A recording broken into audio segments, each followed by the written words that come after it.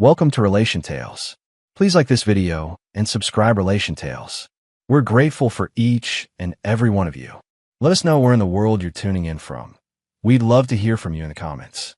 Let's begin. I still remember the way she looked at me that morning, calm, unbothered, and radiant in that careless way only someone hiding something can be. Her name's Emily Carter, and she used to be my peace. Used to be. I was standing in our kitchen, sleeves rolled up, making breakfast the same way I always did, 2 scrambled eggs, whole grain toast, and her favorite caramel latte. She came down the stairs, scrolling through her phone, barely glancing my way. "Morning," I said, sliding the cup toward her. She hummed, eyes glued to the screen. "Thanks, babe." I caught a faint smile curve on her lips, but not the kind that reached her eyes. There was distance in it, like she was already somewhere else. For the last few months, things had fell off. Our conversations had shrunk down to logistics, bills, work schedules, groceries. The laughter, the teasing, the midnight talks about dreams, all gone. Replaced by something quieter, emptier. Still, I tried. God, I tried. I worked long hours managing construction projects. Came home tired, but determined to keep us connected. But every time I'd reach out, she'd pull away just a little more. That morning, her phone buzzed again. She tilted the screen, just enough for me not to see. That small motion, quick, practiced, secretive, said more than any confession ever could. "Everything okay?" I asked, pretending to rinse a mug so I could watch her reflection in the window. She hesitated, then flashed me that easy smile, the one she used whenever she wanted to make me doubt my own instincts. "Yeah, just the girls planning a weekend thing. Don't worry, it's nothing crazy." I nodded, but my chest tightened. A weekend thing. She'd said those words before. Once before the conference in Miami. Another time before the client dinner in New Orleans. Both times she came back smelling of perfume that wasn't hers. That day, as she kissed my cheek and walked out, I felt something inside me click. That quiet shift from hurt to clarity. Love had made me blind, but patterns make you see. Hours later, I sat at my office desk, blueprint scattered, but my mind miles away. I wasn't angry. Not yet. I was studying her behavior like an architect examines cracks in a foundation. Small, but dangerous. She texted me at noon. "Hey, don't stress. It's just an innocent trip with the girls. I'll be home soon." It should have sounded harmless. But when you've spent a decade loving someone, you know when the tone changes, when the warmth disappears and gets replaced by strategy. So, I stayed silent. I didn't respond. I waited. And an hour later, the first mistake arrived, not from her, but from the cloud backup we both shared. A photo notification. She'd just taken it. Her smile was wide, careless, confident. The caption read, "Can't wait to finally relax." But it wasn't her friends behind her. It was one man, standing at the edge of the frame, trying not to look into the camera. Kevin Morales. The co-worker she once swore was like a brother. I stared at that photo for a long time, the coffee on my desk turning cold. Every flash of memory hit like a hammer. The laughter over late-night calls, the last-minute canceled dinners, the quiet guilt she thought she hid. And that's when I knew what I had to do. I wasn't going to yell. I wasn't going to accuse. I was going to remind her who she betrayed, and what kind of man she underestimated. I picked up my phone, thumb hovering over the keyboard, and sent one message, short, sharp, and precise. "Hope you and Kevin enjoy the island." It was surgical, clean, and within seconds, the message showed red. I could almost see her face, the panic that would flood her chest, the realization that I knew. By the time her plane landed, I knew she'd crumble. Because guilt has one weakness. It can't breathe under exposure. And as I leaned back in my chair, staring out the office window, by the time her plane touched down in the Bahamas, I knew my message had already detonated like a silent bomb in her pocket. While she was probably standing in line at customs, smiling through nerves, my phone buzzed with the first wave of her panic. "Emily. Hey, what's that supposed to mean? Emily. Are you joking? Why would you say that? Emily. Daniel, please answer me." I didn't. I just let those messages sit there, unread, unanswered, because silence could be the loudest response of all. Meanwhile, I went about my day like everything was normal. I poured myself another coffee, fixed a client site plan, even took a jog after lunch. But inside, I felt a strange calm, Not satisfaction yet, but a steady kind of power I hadn't felt in months. For so long, she'd been controlling the narrative with her half-truths and soft lies. Now the tables had turned. Around evening, I sat on the couch, scrolling through my phone, when another photo notification appeared from her cloud. My heart didn't race this time. I just watched it load slowly, pixel by pixel. Emily in a floral sundress, sunglasses perched on her head, standing at the edge of a pool. Behind her, Kevin, shirt unbuttoned, pretending to check his phone. His reflection caught perfectly in the glass door behind them. They thought they were clever. They weren't. I saved the photo, quietly, then leaned back with a faint, humorless smile. She still hadn't realized the mistake that would unravel everything. You see, the company she worked for, Horizon Travel Group, had strict ethics rules about inter-office relationships. Kevin was her direct supervisor. If the HR department ever saw that photo, it wouldn't just cost her the job. It would cost him his entire career. And the best part? I didn't have to lift a finger. I knew how guilt works. It eats people from the inside until they sabotage themselves trying to fix it.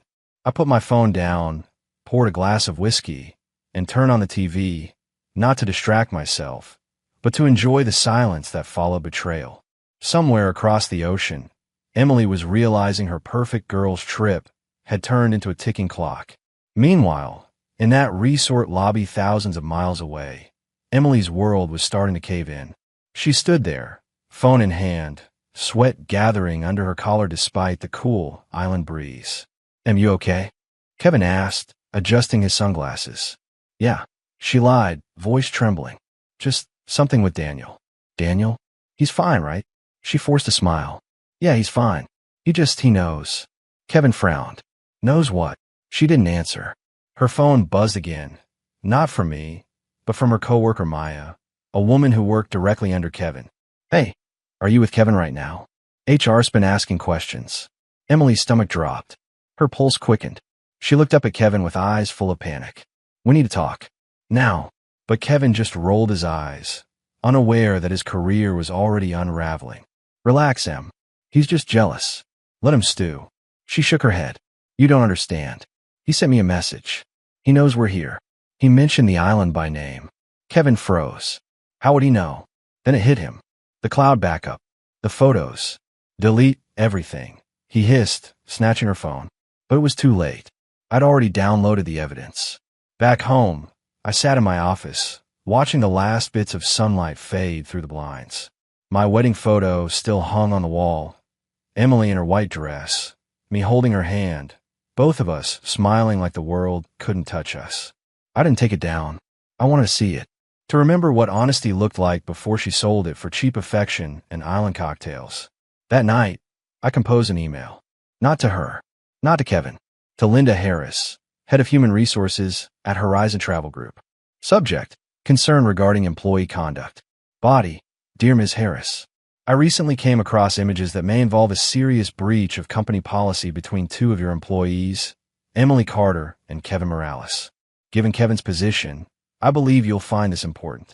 Attached below is the relevant material. Regards, Daniel Carter. I didn't need to send threats or make scenes. Truth was enough. After I hit send, I placed my phone face down, leaned back, and exhaled. I wasn't angry anymore. I was done being her fool. By the time Emily reached the resort suite that night, her world had turned upside down. Her messages were flooding in, from Linda, from her coworkers, even from Kevin's manager. HR had scheduled an emergency review call the next morning. Kevin paced the room, muttering curses under his breath. "This is bad, Em. Real bad." Her voice cracked.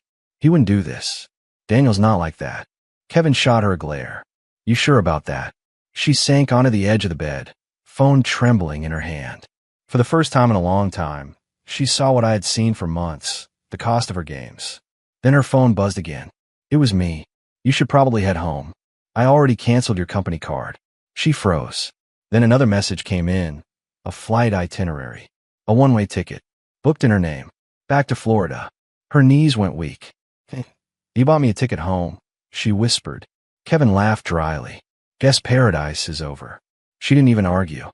She just sat there, shaking, staring at the glow of her phone, her perfect escape crumbling before her eyes. Back home, I stood by the window, city lights flickering outside. The phone rang once. Her number. I didn't answer. It rang again. Then again. By the fifth time, I finally picked up, not to comfort her, but to let her hear the silence she'd created. "Daniel," she said, her voice breaking, "please, just talk to me. I made a mistake. I'm coming home." I said nothing. Then, quietly, before hanging up, I whispered, "I know." And just like that, the line went dead, along with every lie she'd ever told me. The sound of her suitcase wheels dragging across the driveway was the sound of an ending. I heard it from my office window, that desperate rhythm of someone coming home, not to be welcomed, but to beg. Emily stepped out of the cab, wearing the same sundress from that photo. It no longer looked like freedom, it looked like shame. Her tan had faded to pale anxiety, her hair messy, her smile gone. She clutched her phone like it was a lifeline, though she already knew the line had been cut. I didn't go to the door. I let her stand there for a minute, staring at the house she once called her kingdom. Then, slowly I opened it. "Daniel," her voice cracked. "Please." I looked at her the way a stranger looks at someone asking for directions. "You're back early." She swallowed hard. "Can we talk? Please. You have to let me explain." I stepped aside, just enough for her to enter. The house smelled of lemon polish and quiet resolve. She looked around, her favorite art piece gone, her framed photos replaced with blank walls.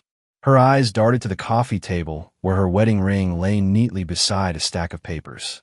"Is that?" I nodded. "Divorce papers. I figured you'd want to get a head start unpacking." She blinked rapidly, trying to hold it together. "Daniel, it wasn't what you think." I cut her off gently but coldly. "Then tell me, Emily, do I not think that you flew out with Kevin? Do I not think you smiled for pictures and lied to my face for months? Which part am I misunderstanding?" She covered her mouth, trembling. "I made a mistake," she whispered. "I thought I needed excitement. I thought maybe you stopped caring." That line almost made me laugh. Stop caring? I'd build a life around her. Every late night, every plan, every dream, she was in it.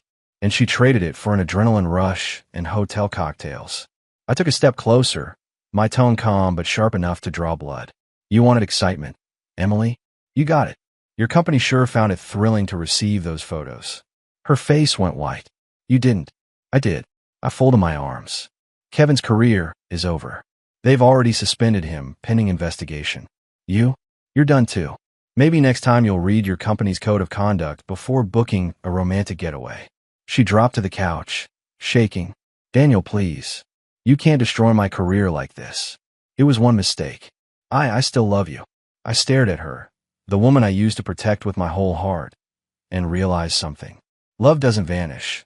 It just changes shape. Mine had turned into something colder, wiser.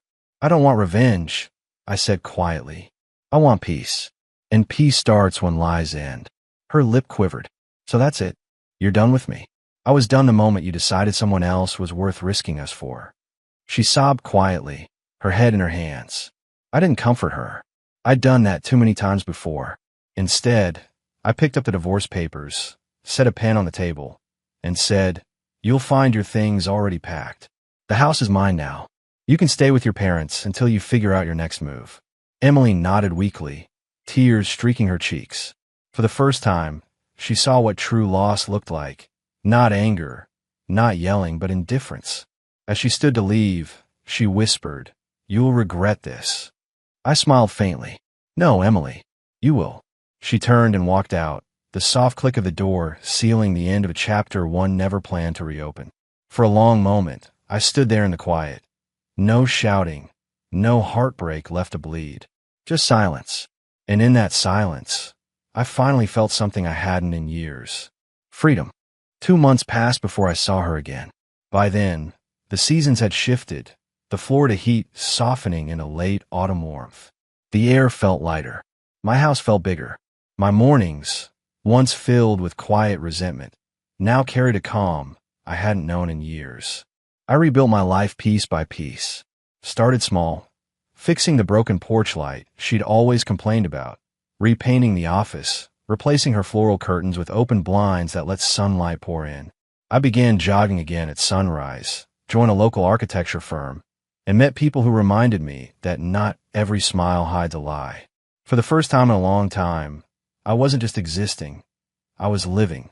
Then one evening, as I stepped out of a meeting, I saw her standing by the parking lot. Emily, looking smaller than I remembered. Her once confident posture was gone. She held her purse like it was the only thing keeping her upright. Daniel, she called out softly, voice trembling. I hesitated, but didn't walk away. Emily, she swallowed, eyes glistening. I wanted to see you. I'm sorry for everything. I mean it. I studied her face. No makeup, dark circles, exhaustion etched into her expression. It wasn't the woman who once flirted with danger. It was someone who'd been burned by it. She went on, her voice barely steady. I lost everything, Daniel. My job, my reputation. Kevin left the company and disappeared. My parents won't even talk to me.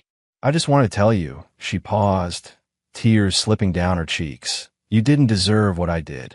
For a moment, part of me pitied her. She looked like someone standing in the ruins of her own choices.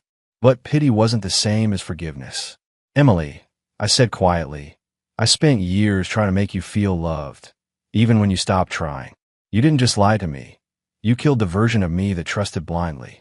But I also have to thank you. She blinked. Thank me. Yes, I said, stepping closer but keeping my tone even. Because losing you taught me what real peace feels like.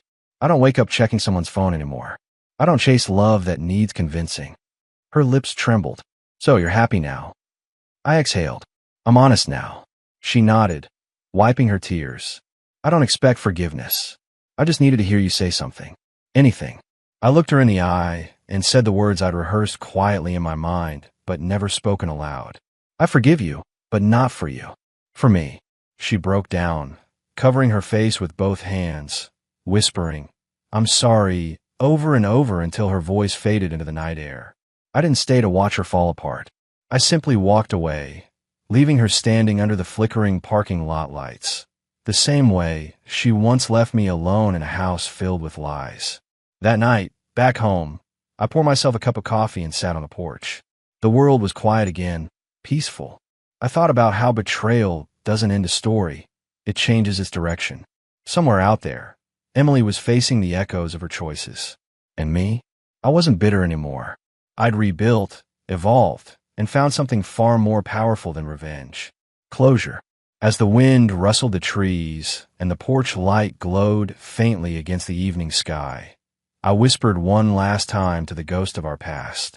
You were my lesson, not my loss. And for the first time, I smiled. Not because I'd won, but because I'd finally let go.